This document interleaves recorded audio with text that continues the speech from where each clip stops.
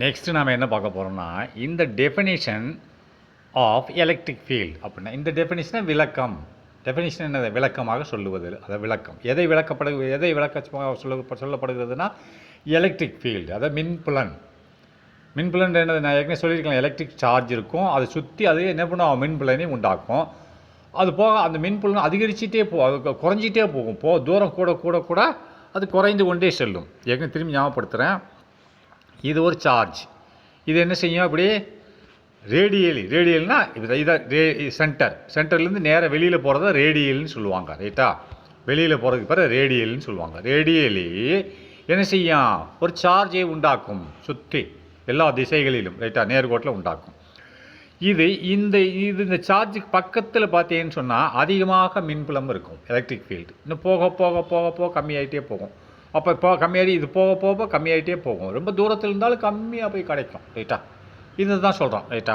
இந்த எதை எக்ஸ்பிரஷன் பண்ணுறான்? Electric field. இதுதான் எலக்ட்ரிக் ஃபீல்டு. எலக்ட்ரிக் ஃபீல்டை டெஃபினேஷனை விளக்கமாக சொல்லப்படுகிறது. ரைட்டா?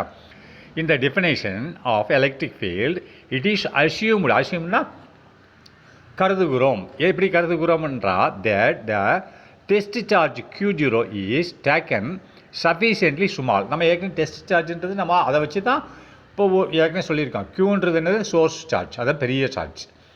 தூரத்தில் நான் என்ன பண்ணுறேன்? ஒரு டெஸ்ட் சார்ஜ் Q0 வச்சுருக்கேன். அந்த Q0வில் இந்த சோர்ஸ் சார்ஜ், Qவான சோர்ஸ் சார்ஜ் எவ்வளவு மின்புலத்தை உண்டாக்குகிறது, எலக்ட்ரிக் ஃபீல்டை உண்டாக்குகிறது ஒரு புள்ளியில். அதில் உள்ள ஒரு டெஸ்ட் சார்ஜில் ஒரு புள்ளியில் point P, test charge Q, அது ஒரு கொஞ்சம் சிறிய அளவு. அதில் ஒரு புள்ளியில் பாயிண்ட், அதில் ஒரு புள்ளி, அதை என்ன சொல்கிறேன்? பின்னு சொல்கிறேன். அந்த பாயிண்டில் எவ்வளோ எலக்ட்ரிக் ஃபீல்டை உண்டாக்குறது தான் நம்ம படிச்சிருக்கோம். It is assumed that the test charge Q0 is எடுக்கிறது. டெஸ்ட் சார்ஜ் என்னது? பரிசோதனை சார்ஜ்னா மின் பரிசோதனை சார்ஜை Q0வை நம்ம எடுத்துக்கொள்கிறோம். இஸ்டைக்கன் எப்படி? சஃபிஷியன்ட்லி ஸ்மால், அது சிறிதாக இருக்குமாறு டெஸ்ட் சார்ஜை எடுத்துக்கொள்கிறோம். சிறிது தான் டெஸ்ட் பண்ண சார்ஜ் ஒரு இடத்துல. இப்போ நான் சொல்கிறேன், திரும்பி போடுறேன், பார்த்துங்க. உங்களுக்கு புரியுதான்னு தெரியல. இது பெரிய சோர்ஸ் சார்ஜ், இது சார்ஜ், இது சுற்றி மின்புலங்கள் இருக்கிறது. நான் இந்த இடத்துல ஒரு சின்ன டெஸ்ட் சார்ஜ் எடுத்துக்கிறேன். ரைட்டா? இது மின்புலம் இப்படி போகுது. ரைட்டா? எலக்ட்ரிக் ஃபீல்டு போகுது. அப்போ இதில் போய் இந்த அந்த டெஸ்ட் சார்ஜ் இது ஒரு வருஷம் எடுத்திருக்கேன். இதில் ஒரு புள்ளியில் இது எவ்வளோ ஃபோர்ஸை உண்டாக்குது, எலக்ட்ரிக் ஃபீல்டு எவ்வளோ ஃபோர்ஸை உண்டாக்குறதுன்னு தான் பார்க்கணும். ஃபோர்ஸை உண்டாக்குறதுன்னா என்ன இது சொல்லியிருந்தேன்? இ வெக்டார், அதாவது என்னது? Electric field vector equal to force vector by Q0 test charge. இதான சொல்லியிருந்தேன். ஃபோர்ஸ் வெக்டார் என்ன சொன்னேன்? அந்த ஃபோர்ஸுக்கு திசையும் உண்டு, மேக்னிடியூடும் உண்டு. அதேமாதிரி இ வெக்டார்னு என்னது? எலக்ட்ரிக் ஃபீல்டு வெக்டார்னு அர்த்தம். இதுக்கு திசையும் உண்டு, மேக்னிடியூடும் உண்டு. ஒரு திசையில் இப்படி போகுது, இதுக்கு திசை இருக்குது. ரைட்டா? இங்கே போய் அட்டாக் பண்ணுது, அப்போ ஒரு ஃபோர்ஸை உண்டாக்குது, அதுக்கு திசை இருக்குது. ரைட்டா? இது தான் போட்டிருக்கான். Right? Next test charge. So that ஆகவே பிரிங்கிங் த டெஸ்ட் சார்ஜ், அதாவது so that bringing the test charge will not move the source charge அப்படின்றான். அதாவது நல்லா பார்த்துக்கோங்க, bringing this test charge will not move the source charge அப்படின்றான். அதாவது நீங்கள் என்ன பண்ணுறீங்க? அது நான் சொல்கிறேன். It is a definition of electric field. இது எலக்ட்ரிக் ஃபீல்டோட விளக்கமாக சொல்லப்படுகிறது. இட் இஸ் அசியூம்னா நாம் கருதுகிறோம். எதை? The test charge Q0 is test charge ஆனால் Q0வை நாம் கருதுகிறோம். எப்படியே ஒரு சின்னதாக கருதுகிறோம். இஸ் டேக்கன் எடுத்துக்கொள்ளப்படுகிறது, எப்படியே சஃபிஷியன்ட்லி ஸ்மால், சிறிது என்று எடுத்துக்கொள்ளப்படுகிறது டெஸ்ட் சார்ஜை. ஸோ தட் ஆகவே பிரிங்கிங் திஸ் டெஸ்ட் சார்ஜ், அப்புறம் அந்த டெஸ்ட் சார்ஜ் தூரத்தில் இருக்குது, அதை இந்த Q பெரிய சார்ஜ் இருக்குல்ல, சோர்ஸ் சார்ஜ், அதுக்கு பக்கத்தில் கொண்டு வந்தால் கூட அது என்ன செய்யும்? சோர்ஸ் சார்ஜை நகர்த்த முடியாது, ஏன்னா இது பெருசு. ரைட்டா? ஸோ அதான் சொல்கிறான். என்ன சொல்கிறான் பாருங்கள். So that bringing the test charge will not move the source charge. அது என்ன செய்யாது? அந்த டெஸ்ட் சார்ஜ் Q0 என்பதை நீ இந்த சோர்ஸ் சார்ஜ் பக்கத்தில் கொண்டு வந்தால் கூட சோர்ஸ் சார்ஜை மூவ் பண்ண முடியாது, ஏன்னா இது பெருசு. ரைட்டா? அதனோட மின்காந்த புலன் இதில் தாக்கம் ஏற்படுத்தாது. ரைட்டா? சரி, நெக்ஸ்ட்டு என்ன போட்டிருக்கான்னு பாருங்கள். Will not move the source. In other words, இன்னும் வேறு ஒரு வார்த்தையில் சொல்லணும்னு சொன்னான். இப்போ ஒரு பையனுக்கு 2 பேர் இருக்கும். அம்மா அப்பா வச்ச பேர் பள்ளிக்கூடத்தில் பட்ட பேர்னு சொல்லுவாங்க. ரைட்டா? அதே மாதிரி இன் அதர் வேர்ட்ஸ், இன்னொன்று இதை இன்னொரு வார்த்தையில் சொல்ல வேண்டும் என்றால் த test charge is made sufficiently small அப்படின்னா டெஸ்ட் சார்ஜ்னது பரிசோதனை சார்ஜ் ரைட்டா, பரிசோதனை மின் ரைட்டா, அது எப்படி இருக்கும் இஸ் மேட் சஃபிஷியன்ட்லி ஸ்மால், அது பரிசோதனை Q0 வந்து ஸ்மால் தான், is sufficiently small such that எப்படி சிறிதாக இருக்கும்னா சச் தேட் இப்படி இருக்கும், it will not modify the electric field of the source charge. இது இந்த டெஸ்ட் சார்ஜ் இட்டு எதை குறிக்குது, டெஸ்ட் சார்ஜ் குறிக்குது. இது வில் நாட் மாடிஃபைனா மாற்ற முடியாது. எதை மாற்ற முடியாது, the electric field of the source charge. Electric ஃபீல்ட்னா சோர்ஸ் சார்ஜ் உண்டாக்கும் எலக்ட்ரிக் ஃபீல்டை இதனால் மாற்ற முடியாது ரைட்டா. எப்படின்னு சொல்லலாம் பாருங்களேன், இந்த இது சோர்ஸ் சார்ஜ், இது டெஸ்ட் சார்ஜ் ரைட்டா, இது எலக்ட்ரிக் ஃபீல்டை உண்டாக்குது. நான் இதை நெருக்கமாக கொண்டு வந்தால் கூட, இது ரொம்ப சிறியது, நெருக்கமாக கொண்டு வந்தால் கூட என்ன செய்ய முடியும், இதனோட எலக்ட்ரிக் ஃபீல்டை இதனால் Q0வால் சேஞ்ச் பண்ண முடியாது. ஏன்னா இது பெருசு, ரொம்ப பெருசு சோர்ஸ் சார்ஜ். அது இது ஈவன் ரிப்பல்ஸ் ஃபோர்ஸை ஏற்படுத்தினால் கூட இதை தள்ளிவிட முடியாது, ஏன்னா அவ்வளவு பெரியது ரைட்டா. அதான் சோர்ஸ் சார்ஜ், அதான் சொல்கிறான். சரி next the expression 1.4 is valid only for a point charge அப்படின்னா இந்த எக்ஸ்பிரஷன் நம்ம என்ன படித்தோம், அதாவது electric field vector is equal to force vector divided by test சார்ஜ்னு படித்தோம் சரியா. அது எலக்ட்ரிக் ஃபீல்டு ஒரு சோர்ஸ் சார்ஜில் உள்ள எலக்ட்ரிக் ஃபீல்டு வந்து எதை உண்டாக்குகிறது, டெஸ்ட் சார்ஜில் போய் ஒரு ஃபோர்ஸை உண்டாக்குகிறது. அதான் சொல்கிறேன் ஃபோர்ஸ் சார்ஜ் பை Q0. அதான் இதில் போட்டிருக்கு அதை 1.4ல் என்ன போட்டிருக்கு, electric field vector is equal to force vector divided by Q0.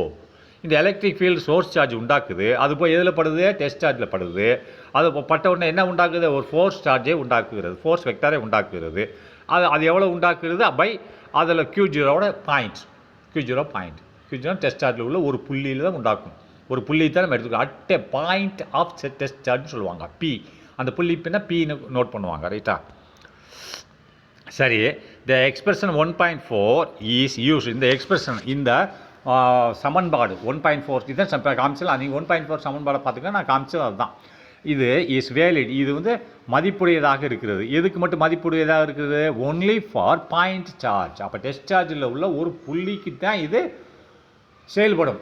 அதில் பல புள்ளிகள் இருக்கும் இல்லையா, ஒரு டெஸ்ட் சார்ஜில் வந்து ஒரு புள்ளி, இது ஒரு டெஸ்ட் சார்ஜ். அப்பா இதில் ஒரு புள்ளியில் தான் இந்த டெஸ்ட் சார்ஜ் செயல்படும். எவ்வளோ இருக்குதுன்னு பார்க்கணும். அந்த பின்ற புள்ளி டெஸ்ட் சார்ஜில் Q0, இதில் ஒரு புள்ளி பாயிண்ட்டு, அதில் தான் நம்ம இதனை பண்ண டெஸ்ட் சார்ஜில் உள்ள ஒரு புள்ளியில் தான் இந்த எலக்ட்ரிக் ஃபீல்டு வெக்டார் செயல்படும். ஃபோர்ஸ் எவ்வளோ ஃபோர்ஸை உண்டாக்குதுன்னு செயல்படும். அப்போ ஏகப்பட்ட புள்ளிகள் இருக்கும் இல்லையா அதில், அதை இனிமேல் பார்ப்போம் என்ன சொல்கிறான்னு பார்ப்போம். இந்த எக்ஸ்பிரஷன் அது ஒரு புள்ளிக்கு தான். அப்போ வேகப்பட்ட புள்ளிகள் என்ன செய்யணும் அப்படின்னு பார்க்கணும். அப்போ த expression 1.4 is valid only for point charge. ஒரு புள்ளியில் மட்டும் சார்ஜை நம்ம கணக்கிடுவதற்கு இந்த எக்ஸ்பிரஷன் பயன்படும் ரைட்டா. அப்போது for continuous and finite size charge distribution, அப்போ பெரிதாக இருந்துச்சு இந்த டெஸ்ட் சார்ஜில் வந்து பல புள்ளிகள் இருந்ததுன்னா, அப்போ ஒவ்வொரு புள்ளியிலையும் ஒவ்வொரு சார்ஜ் இருக்கும் ரைட்டா. அதை தான் சொல்கிறான். இந்த பாருங்கள் டெஸ்ட் சார்ஜ், இது டெஸ்ட் சார்ஜ், இதில் ஒரு புள்ளியில் தான் செயல்படும் இந்த ஃபோர்ஸு. இன்னொரு புள்ளியிலே ஃபோர்ஸ் செயல்படும் இல்லை. அப்போ ஒவ்வொரு புள்ளியிலையும் ஒவ்வொரு ஃபோர்ஸு செயல்படும் ரைட்டா. இது Pன்ற புள்ளியில் செயல்படுது. இன்னொரு இந்த டெஸ்ட் சார்ஜில் Qன்ற புள்ளியில் இன்னொரு ஃபோர்ஸ் செயல்படும். அப்போது ஒவ்வொரு புள்ளியிலையும் செயல்படும் ரைட்டா. இப்போது ஒரு புள்ளிக்கு தான் இந்த கூற்று. அப்போ அதிகமான புள்ளிகள் ஒரு டெஸ்ட் சார்ஜில் ஏகப்பட்ட புள்ளிகள் இருக்கும். சின்னதாக இருந்தாலும் புள்ளி ஒரு புள்ளி மேலே 10 புள்ளிகள் 100 புள்ளி இருக்கும் இல்லையா. ஃபார் கண்டினியூஸ் தொடர்ச்சியான மற்றும் ஃபைனைட்னா வரையறுக்கப்பட்ட ஒரு குறிப்பிட்ட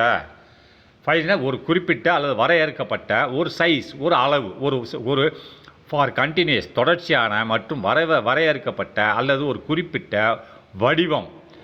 வடிவமாக இருந்தால் அப்போ சார்ஜ் டிஸ்ட்ரிபியூஷன் தேவைப்படும். சார்ஜ் டிஸ்ட்ரிபியூஷன் சார்ஜ் பங்களிப்பு, சார்ஜ் பங்கீடு செய்தல், டிஸ்ட்ரிபியூஷனை பங்கீடு செய்தல். ஏன்னா பல புள்ளிகள் இருக்கும். அப்போ ஒவ்வொரு புள்ளியிலும் ஒவ்வொரு ஃபோர்ஸ் செயல்படும். அப்போ எல்லா ஃபோர்ஸையும் கூட்டி மொத்த ஃபோர்ஸும் அந்த டெஸ்ட் சார்ஜில் எவ்வளோ வேலை செய்யுதுன்னு பார்க்கணும். அதான் சொல்கிறோம். ஃபார் கண்டினியூஸ் தொடர்ச்சியாக மற்றும் ஃபைனைட் சைஸ் ஒரு குறிப்பிட்ட உருவம் இருந்தால் அது ஏகப்பட்ட புள்ளிகள் இருக்கும். அப்போ ஒவ்வொரு புள்ளியிலையும் இது ஃபோர்ஸ் வந்து ஒரு புள்ளியிலே செயல்படும், இன்னொரு புள்ளியிலே ஒரு ஃபோர்ஸ் செயல்படும். அப்போ எல்லாத்தையும் நம்ம கூட்டணும். அதான் சொல்கிறேன் ஃபார் ஃபைனைட் சைஸ் சார்ஜ் டிஸ்ட்ரிபியூஷன்னா சார்ஜு பங்கீடு, சார்ஜுகள் எவ்வளோ பங்கீடப்பட்டுள்ளது என்பதை கூட்டுறதுக்கு தான் அப்படி போட்டிருக்கான். சார்ஜ் டிஸ்ட்ரிபியூஷன் போட்டிருக்கான். அது கூட்டுறது இங்கே எழுதியிருக்கான். ஃபார் சார்ஜ் டிஸ்ட்ரிபியூஷன் எவ்வளோ சார்ஜ் பங்கீடு செய்யப்பட்டது அப்படின்றத என்ன செய்யணும், இன்டெகிரேஷன் டெக்னிக்ஸை பயன்படுத்தணும். இன்டெகிரேஷனா அது எல்லாம் கூட்டணும். இன்டெகிரேஷன் ஒன்றிணைத்தல்னு அர்த்தம். இன்டெகிரேஷன் டெக்னிக்ஸ் என்னது, வழிமுறை. இன்டெகிரேஷன் அதாவது இன்டெகிரேஷன் ஒன்று சேர்க்கும் வழிமுறையை நாம் பயன்படுத்தணும். எல்லா பாயிண்ட்லேயும் உள்ளதில் ஒன்று சேர்க்கணும். ரைட்டா? இப்போ இது ஒரு புள்ளிக்கு தான் இந்த ஈக்குவேஷன் பயன்படும். அது ஏகப்பட்ட பி இருக்கும், கியூ இருக்கும், டி இருக்கும், ஏகப்பட்ட புள்ளிகள் இருக்குன்னா நம்ம தொடர்ச்சி அதுக்கு ஒரு சைஸ் இருந்தது. சைஸ் இருக்கு இல்லையா, Q0க்குன்னு ஒரு சின்ன சைஸு.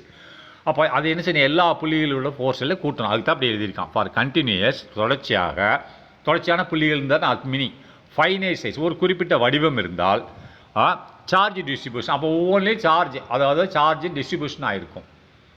பியில் ஒரு சார்ஜ், கியூவில் ஒரு சார்ஜ் டிஸ்ட்ரிபியூஷன். என்ன செய்யணும், இன்டெகிரேஷன் டெக்னிக்ஸை பயன்படுத்தணும். இன்டெகிரேஷனை ஒன்றிணைக்கணும், எல்லாத்தையும் கூட்டணும். அந்த டெக்னிக்ஸை பயன்படுத்தணும். Integration techniques must be used. Integration எல்லா சார்ஜையும் கூட்டுற டெக்னிக்ஸ் பயன்படுத்தப்பட வேண்டும். ரைட்டா? அப்போ ஹவவர் இருப்பினும் the expression can be used as an approximation for a finite sized charge if the test point is very far away from the finite sized source charge அப்படின்றார். நல்லா பார்த்துக்கோங்க. அப்படி இருந்தால் கூட ஹவவர் இருப்பினும் the எக்ஸ்பிரஷன்னா இந்த எக்ஸ்பிரஷன் நம்ம சொல்ல 1.4 எக்ஸ்பிரஷன் சொன்ன மாதிரி சமன்பாடு. இந்த சமன்பாடு இந்த 1.4 சமன்பாடு தான் சொல்கிறான். ஹவவர் இருப்பினும் திஸ் 1.4 அந்த சமன்பாடானது, அதாவது electric field vector is equal to force vector divided by test charge. அதில் ஏகப்பட்ட புள்ளிகள் இருந்தால் கூட however இருப்பினும் this expression can be used as an approximation for a finite sized charge அப்படின்னா இந்த எக்ஸ்பிரஷன் இந்த கூற்றானது நாம் பயன்படுத்தலாம். பல புள்ளிகள் இருந்தால் கூட ஒரு புள்ளி மாதிரி நினச்சி நம்ம பயன்படுத்தலாம். எப்படின்னு பார்ப்போமா? பல புள்ளிகள் இருந்தால் எல்லாத்தையும் கூட்டணும்னு சொல்கிறான் முதல்ல. இப்போ என்ன சொல்கிறான் பாருங்க, அப்படி இருந்தால் கூட இந்த சமன்பாடை, அதாவது this expression can be use பயன்படுத்தலாம். எப்படி? as an approximation தோராயமாக for a finite sized charge. finite sizedனா ஒரு குறிப்பிட்ட வடிவம் கொண்ட சார்ஜ் ஆனது if the test point is far away from the finite sized source charge அப்படின்றான்.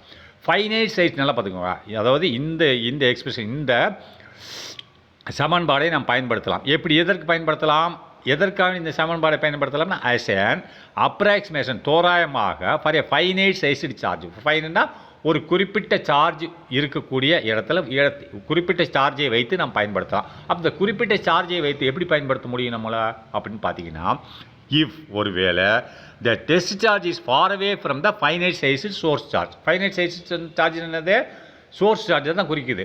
அப்போ இந்த டெஸ்ட் பண்ணக்கூடிய நம்ம சார்ஜ் Q0 இருக்குல்ல, அது வந்து மிக தூரத்தில் இருக்க வேண்டும்.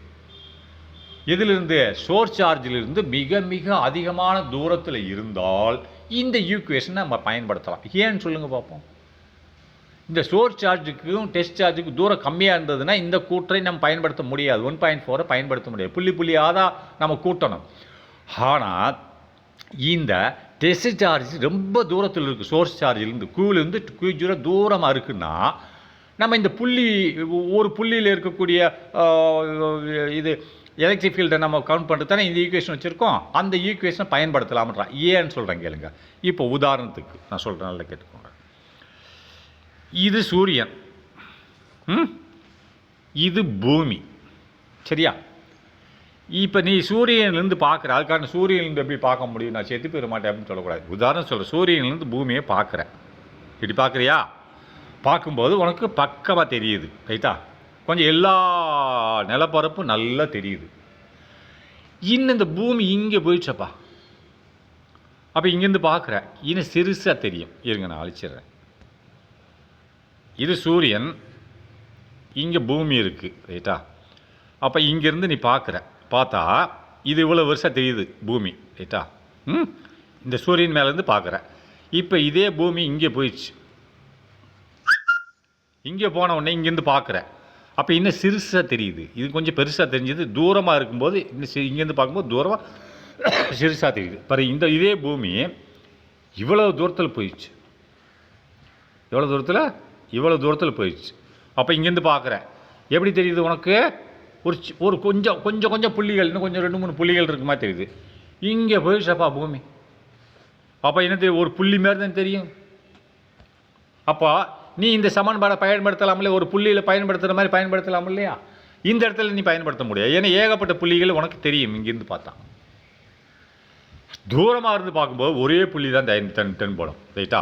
அதனால் சூரியனிலிருந்து நம்ம பூமியை பார்க்கும்போது ஒரு புள்ளி மாதிரி தான் தென்படும். அதனால் இந்த கோட்பாடை நம்ம தூரமாக இருந்தது அப்படின்னா இந்த கோட்பாடை நாம் பயன்படுத்தலாம். எப்படி? டெஸ்ட் சார்ஜ் வந்து சோர்ஸ் சார்ஜிலிருந்து தூரமாக இருந்ததுன்னா அப்போ அது ஒரு புள்ளியாக நம்ம எடுத்துக்கொண்டு இந்த கோட்பாடு 1.4 கோட்பாடை பயன்படுத்தலாம். அதுதான் சொல்லியிருக்கான் பாருங்கள். ஹவவர் இருப்பினும் திஸ் எக்ஸ்பிரஷன், இந்த கோட்பாடு கேன் பி யூஸ் பயன்படுத்தலாம் as an approximation தோராயமாக. எப்படி? For A finite sized charge. Finite sized charge என்ன யாரை குறிக்குது? சோர்ஸ் சார்ஜ் தான் குறிக்குது. சோர்ஸ் சார்ஜ் தான் சூரியன், அது வச்சுக்கோங்க. சோர்ஸ் சார்ஜ் தான் குறிக்குது. ஃபைனைட் சைஸ்டு சார்ஜு எப்படி இருக்கணும்? ஃபைனைட் சைஸ்டு சார்ஜுக்கு நாம் இந்த கோட்பாடை பயன்படுத்தலாம். எப்படின்னா, இஃப் ஏனென்றால் த டெஸ்ட் பாயிண்ட் என்னது? நம்ம இந்த Q0 டெஸ்ட் பண்ணக்கூடிய புள்ளியானது is very far away from the finite sized source charge. Very far அவேனா, வெரினா மிக அதிகமான, ஃபார் அவேனா தூரத்தில் இருந்தால், எங்கிருந்து? ஃப்ரம் த ஃபைனைட்னா ஒரு குறிப்பிட்ட வடிவம் கொண்ட சோர்ஸ் சார்ஜ், மூல சார்ஜ், அதான் Q, ரைட்டா? அதிலிருந்து அதிகமான தூரத்தில் இருந்தால் ஒரு புள்ளி மாதிரி தான் தெரியும். அதனால் இந்த கோட்பாடை பயன்படுத்தலாம்ன்றான். நோட் தேட், குறித்து கொள்ளுங்கள். என்னத்தை? வி சிமிலர்லி, இதுக்கு ஒரு எக்ஸாம்பிள் சொல்கிறான் பாருங்களேன். இது எப்படின்றதுக்கு ஒரு உதாரணம் மாதிரி சொல்கிறான். நோட் தேட், குறித்து கொள்ளுங்கள். தேட் என்னென்னா, வி சிமிலர்னா அதே மாதிரி, இதே மாதிரி. எப்படி நம்ம சொல்கிறோம்ல தூரத்தில் இருந்தானா, similarly treat the earth. Treat the எர்த்னா நம்ம பூமியை பயன்படுத்துவோம். ட்ரீட்னா பயன்படுத்துவோம். இந்த இதுக்கு பூமியை பயன்படுத்துவோம் அப்படின்னு சொல்கிறான். நோட் தேட் குறித்து கொள்ளுங்கள். That we similarly treat the earth. Treat தட்னா பூமியை பயன்படுத்துவோம். எப்படி? அஸ் எ பாயிண்ட், ஒரு புள்ளி என்று பயன்படுத்துவோம் பூமி. இப்போ நான் போட்டு காமிச்சேன்ல, அதை தான் சொல்லியிருக்கேன். ஒரு புள்ளி என்று பயன்படுத்துவோம். ஒரு புள்ளியான எடை, இவ்வளோ பெரிய பூமியை நம்ம ஒரு புள்ளியை எடுத்துக்கிறோம். எப்படி எடுத்துக்கிற முடியும்? சூரியனிலிருந்து பார்த்தா அது ஒரு புள்ளி மாதிரி தான் தெரியும். அப்போது அதை நோட் தேட் வி சிமிலர்லி, இதற்கு சமமாக ட்ரீட் த எர்த் பூமியை எப்படி எடுத்துக்கொள்கிறோம்? அஸ் எ பாயிண்ட் சார்ஜ், ஒரு புள்ளி எடை என்று எடுத்துக்கொள்வோம் அப்படின்றான். எப்போ எடுத்துக்கொள்ள முடியும்? சூரியனிலிருந்து பார்க்கும்போது புள்ளி எடையாக எடுத்துக்கொள்வோம். அவ்வளோ டிஸ்டன்ஸ் இருக்குது. we calculate the gravitational field of the sun on the earth அப்படின்றான். we calculate, நம்ம கணக்கெடுக்கிறோம். எதை? we calculate கணக்கெடுக்கிறோம் the gravitational field. gravitational பண்ண புவியீர்ப்பு விசை. புவியீர்ப்பு விசை. ஃபீல்டுனா என்னது? புலன். புவியீர்ப்பு புலன், விசை ரெண்டு ஒன்று தான். புவியீர்ப்பு புலன் of the sun on the earth. புவியீர்ப்பு புலன் எது மேலே? பூமி மேலே சூரியனால் எவ்வளோ விழுகிறது என்பதுதான் இதில் கணக்கெடுப்படுது. புவியீர்ப்பு நல்லா பார்த்துக்கோங்க. when we calculate கணக்கெடுக்கிறோம் the gravitational field of the sun. அப்போ கிராவிடேஷனல் ஃபீல்ட்னா புவியீர்ப்பு சக்தி ஆஃப் சன், சூரியனோட புவியீர்ப்பு புலன். புவியீர்ப்பு புலன்னா சக்தி ரெண்டு ஒன்றா. சூரியனோட புவியீர்ப்பு புலன் பூமியின் மேலே எவ்வளோ விழுகிறது அப்படின்னா பூமியை எந்த அளவுக்கு அதை அட்ராக்ட் பண்ணுகிறது என்று பொருள்படுகிறது, ரைட்டா? சரி, நெக்ஸ்ட்.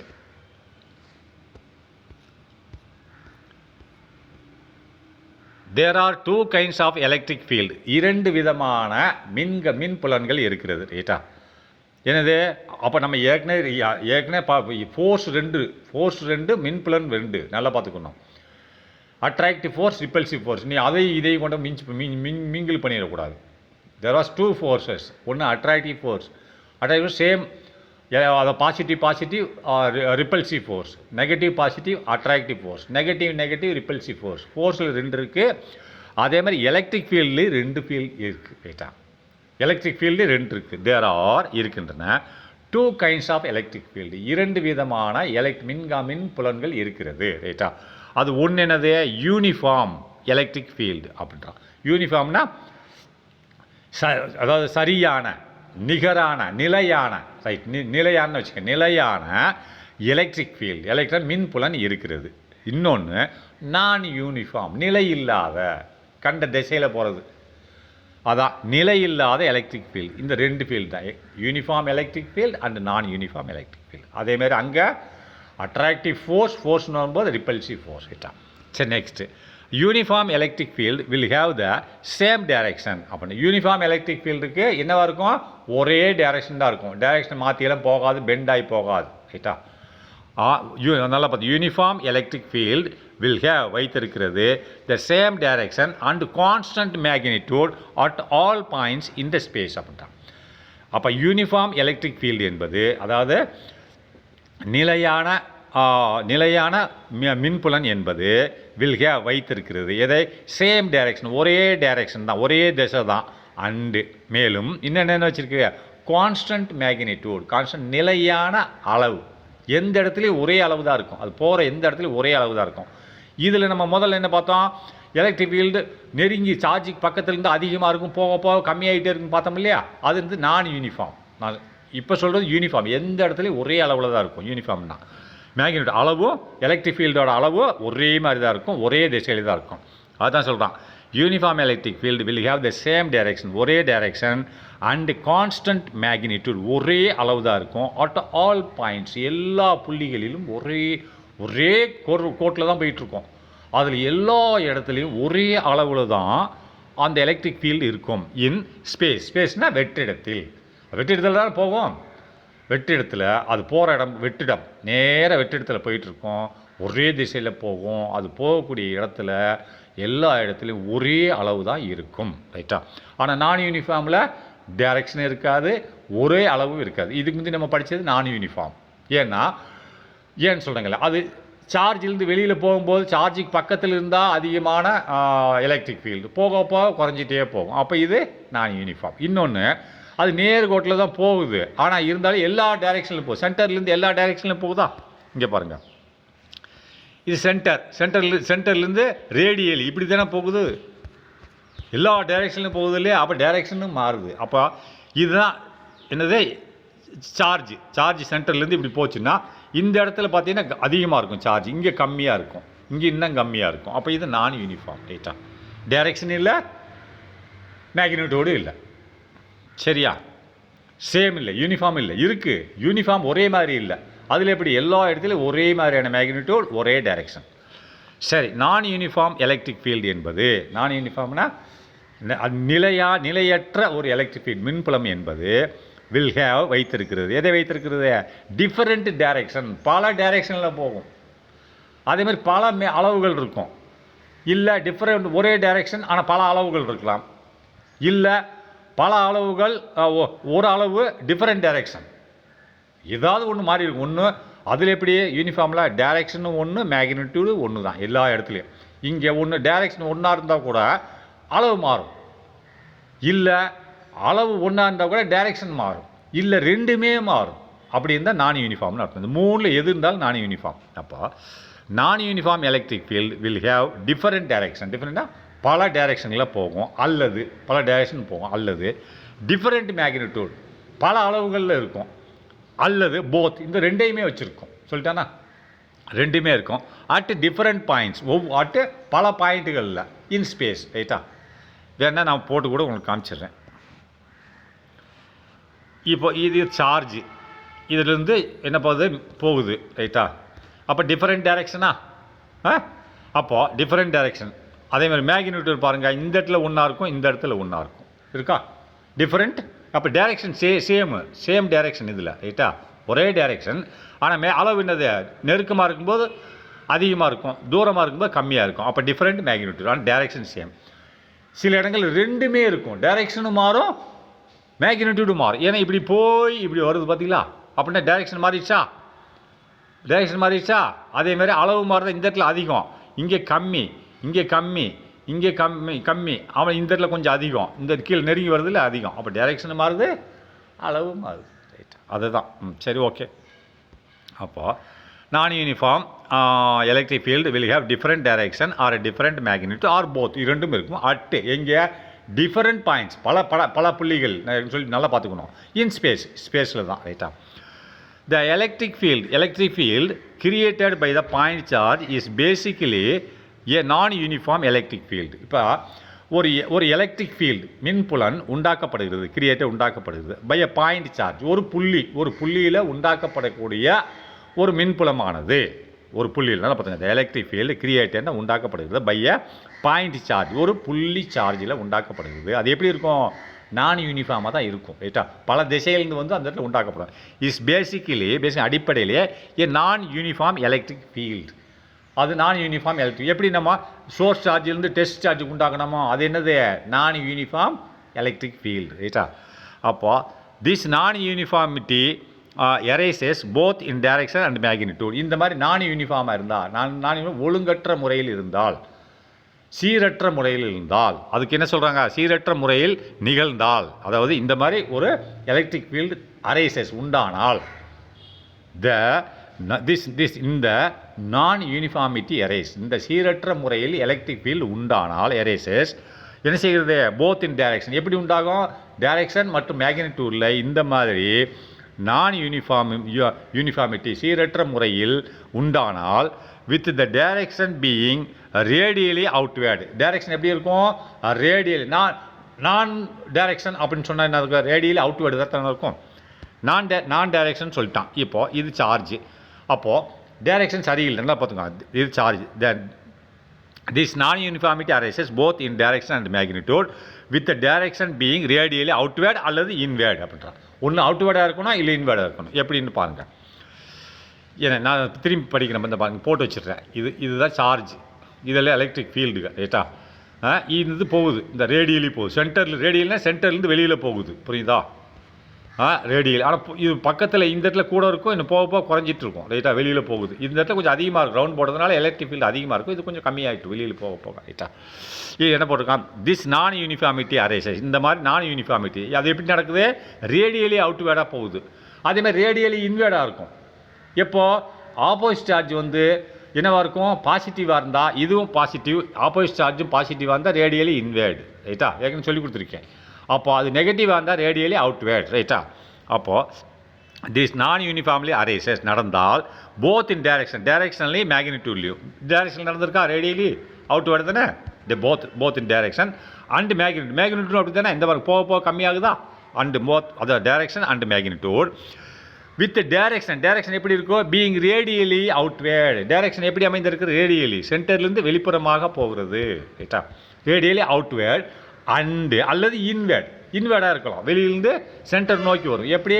ஆப்போசிட் சார்ஜ் இல்லாமல் சேம் சார்ஜ் பக்கத்தில் இருந்துச்சு. இந்த இடத்துல சேம் சார்ஜ் இருந்தால் இதிலிருந்து இதுவும் ஆப்போசிட் சார்ஜ், அதாவது சேம் சார்ஜ் வந்து ரிப்பல்ஸ் ஆகும், இது அட்ராக்ட் ஆகும். வேறு சார்ஜ் இருந்தால் அட்ராக்ட் ஆகும். ஆனால் சேம் சார்ஜாக இருந்தால் என்ன? ரிப்பல்சி ஆகும். இதுலேருந்து இன்வேர்டாக வரும், ரைட்டா? இன்வேர்டாக வரும், அதுதான் சொல்கிறான். ஒன்று அவுட்வேர்டில் போகும் அல்லது இன்வேர்டில் வரும், ரைட்டா? And the magnitude changes as the distance increases. இது எப்படி? மேக்னிடியூட் மாறும். எப்படி? தூரம் அதிகமாக மேக்னிடியூட் மாறும்னா குறையும்னு அர்த்தம். the magnitude changes as எப்படி? மேக்னிடியூட் மாறும். எப்படி? as distances increases. distance தூரம் அதிகமாக the magnitude decreasesன்னு போட்டுக்கோங்க, நோ ப்ராப்ளம். அவன் போட்டுக்க சேஞ்சஸ் மாறும். எப்படி மாறும்? குறையும்னு அர்த்தம். அப்போ these are shown in the figure. இது படம் 1.7 காண்பிக்கப்பட்டதுன்றான். இது இப்போ என்ன 1.7 காண்பிக்கப்பட்டுன்னு பார்ப்போமே. யூனிஃபார்ம் எலக்ட்ரிக் ஃபீல்டு, இதை பாருங்கள். இது யூனிஃபார்ம் எலக்ட்ரிக் ஃபீல்டுன்னு சொல்கிறான். அது எப்படின்னு பாருங்கள். இது யூனிஃபார்ம் எலக்ட்ரிக் ஃபீல்டுன்றான். ஏன்னு சொல்லுங்கள். இந்த 6ஆம் மார்க் எல்லாம் ஒரே மாதிரியாக இருக்கா? ஒரே திசையில் போகுதா? ஒன்று. ரெண்டு அளவை பாருங்கள். இந்த 6ஆம் மார்க்கும் இந்த 6ஆம் மார்க்கும் இந்த 6ஆம் மார்க்கும் அளவு பாருங்கள். இதனோட அளவு இதனோட எல்லாம் 3 ஒரே மாதிரி தான் இருக்கும். அளவு ஒன்று, டைரக்ஷன் ஒன்று, ரைட்டா? இதை பாருங்கள். இதை நான் யூனிஃபார்ம்ன்றான். எப்படி நான் யூனிஃபார்ம்ன்றான்? டைரக்ஷன் ஒன்று, ஆனால் அளவு மாறி இருக்கப்பா. அளவு மாறினாலும் நான் யூனிஃபார்ம் தான். எப்படி பாருங்கள்? இதனோட நீளத்தை பாருங்கள். இந்த கோடோட நீளத்தை பாருங்கள், எவ்வளோ நீளமாக இருக்குது. அடுத்து 2வது கோடோட நீளத்தை பாருங்கள், குறைஞ்சிருக்கு. இதோட குறைஞ்சிருச்சா? இதை விட இது குறைஞ்சிருச்சு. 3வது கோடு நீளத்தை பாருங்கள், இன்னும் குறைஞ்சிருச்சு. அளவு குறைஞ்சிருச்சா? Direction same. அளவு குறைஞ்சா கூட அது நான் யூனிஃபார்ம் தான். அதேமாதிரி டைரக்ஷன் மாறினா கூட அது நான் யூனிஃபார்ம் தான். இங்கே பாருங்கள், 3வது இது நான் யூனிஃபார்ம் தான்.